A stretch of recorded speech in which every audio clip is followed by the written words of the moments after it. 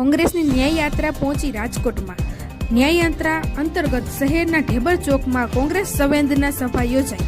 કોંગ્રેસ પ્રદેશ અધ્યક્ષ શક્તિસિંહ ગોહિલનું નિવેદન.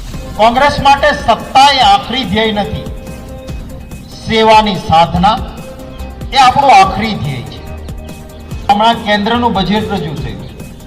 સોનાથી પણ મોંઘી ધાતુ એ પ્લેટિનમ પહેરતા હોય એવા કેટલા લોકો પ્લેટિનમ ઉપરની કસ્ટમ ડ્યુટી ઘટાડે.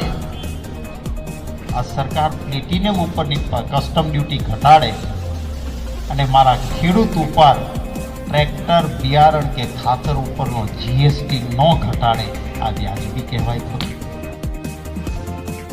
શક્તિસિંહ ગોહિલ કહેતા જણાવે છે, લોકોની તકલીફને સમજવા માટે માત્ર એસીમાં બેસવાથી કે હવાઈ જહાજમાં ફરવાથી નથી સમજી શકાતી. ખુદ લોકોની વચ્ચે જઈએ તો જ આપણે પ્રજાના સાચા સેવક કહેવાય છીએ.